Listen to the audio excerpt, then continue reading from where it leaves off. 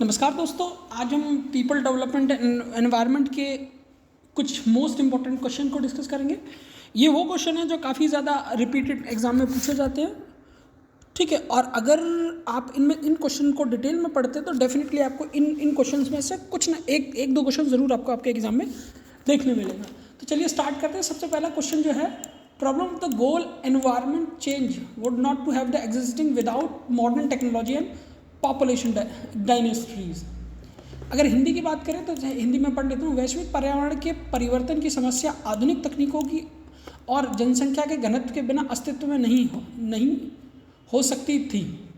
जलवायु परिवर्तन की जटिल समस्याएं क्योंकि इनकी एक पीढ़ी के अंदर और पीढ़ियों के बीच सामूहिक कार्य की आवश्यकता होती है, ठीक है। तो स्टेटमेंट दिए गए हैं, दो स्टेटमेंट अब पूछा गया है, कौन से दोनों स्टेटमेंट ठीक है, मतलब दोनों में से कौन सा स्टेटमेंट ठीक है। तो बात करते हैं स्टेटमेंट नंबर 1 की। तो स्टेटमेंट नंबर 1 आपका करेक्टली ठीक है। लिखा है the goal environment change environment goal के चेंज की प्रॉब्लम को मॉडर्न टेक्नोलॉजी और हाई पॉपुलेशन डायनेस्टी के बिना एग्जिस्ट नहीं कर सकता। तो पहला आपका ठीक है। और बात करें अगर सेकंड की, तो सेकंड आपका ये कंप्लीटली गलत है। स्केल और इंडस्ट्री के बाद जो डिस्कस किया आएगा वो उसके अकॉर्डिंग ये कंप्लीटली गलत है, ठीक है। स्टेटमेंट नंबर 1 आपका कंप्लीटली ट्रू है। तो स्टेटमेंट 1 ट्रू एंड ठीक है, ये आपका बी करेक्ट आंसर होगा। बढ़ते हैं नेक्स्ट क्वेश्चन की। नेक्स्ट क्वेश्चन में पूछा गया which of the following not an renewable natural resources. Renewable natural resources के बारे में पूछा गया, ठीक है। अगर बात करें हम रिन्यूएबल रिसोर्सेज की बात कर लेते हैं तो रिन्यूएबल रिसोर्सेज हम उनको कहते हैं जिनसे बार बार हम एनर्जी निकाल सकते हैं। सबसे पहले बात की जाए आपकी क्लीन एयर की। क्लीन एयर एक रिन्यूएबल रिसोर्स एनर्जी का एक एग्जांपल है, ठीक है। फ्रेश वाटर एक रिन्यूएबल रिसोर्स का एग्जांपल है। साल्ट एक रिन्यूएबल रिसोर्स का एग्जांपल है। बात करते हैं फिल्टर्ड सॉइल की, ये रिन्यूएबल रिसोर्स का एग्जांपल नहीं है। तो हमारा करेक्ट आंसर होगा ये।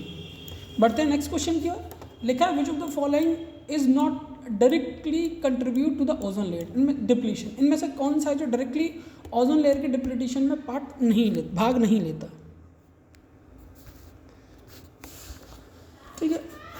ठीक है। तो CFC और यूजुअली ये लेता है पार्ट है। यूज़ ऑफ पेस्टिसाइड्स ये भी पार्ट है। आपका मीथेन एम्फोसिसन ये कंप्लीटली पार्ट नहीं है। बढ़ते हैं अगले क्वेश्चन की ओर, यानी आपका डी करेक्ट आंसर है। लिखा विच of the following international mechanism, ये चेक कर कीजिए आप। इसमें से जो आपका करेक्ट आंसर होगा CDM क्लीन डेवलपमेंट मैकेनिज्म, इसका कंप्लीटली सही आंसर है। बढ़ते हैं विच of the following sustainable development goal specified target climate action,